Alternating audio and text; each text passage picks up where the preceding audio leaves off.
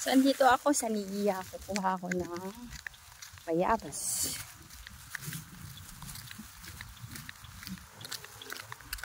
Bayabas para sa sugat ng aso. Yun, may nakita ako. Pwede na.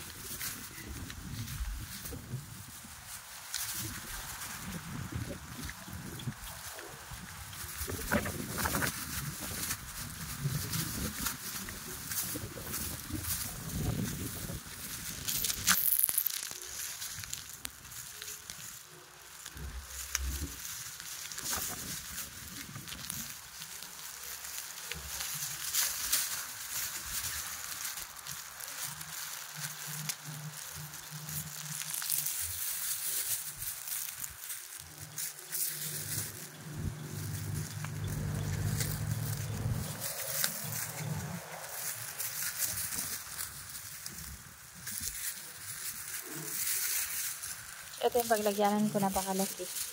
Plastic.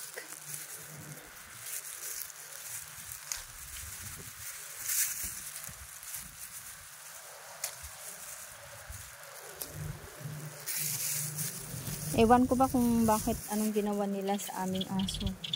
Yung tagabantay sa labas. I think, pangalan nito. Tinusok siya. Kasi pagka na-disgrasya naman yun, kasi nakawala siya sa kanyang tali. May sugat sana yun, pero yun, iba kasi ang lalim. So, tinusok siya, pinag-anuhan ata yun. Pinagtripan. Kung anong ginawa nila sa aso.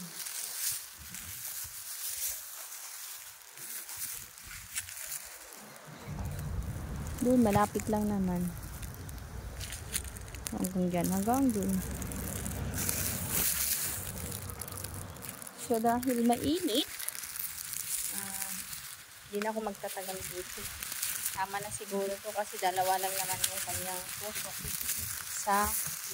Sa mismong ano pa niya, tabi ng kwetan niya. So, uwi na ako.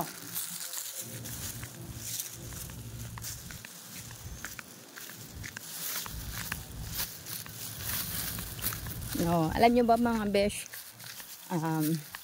maliliit pa kami dito ito yung tinatawag na Niya.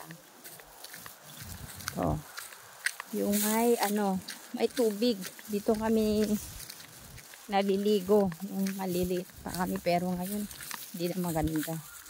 May tubig man siya, hindi na maganda kasi may mga siya, marami siyang kalat.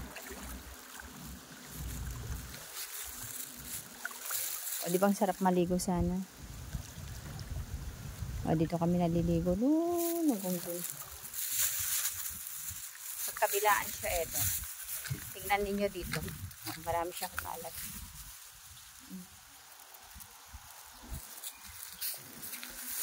Pauwi na ako.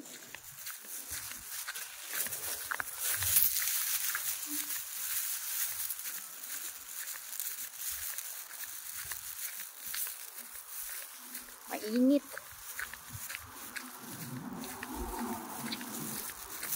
Walking is the best exercise.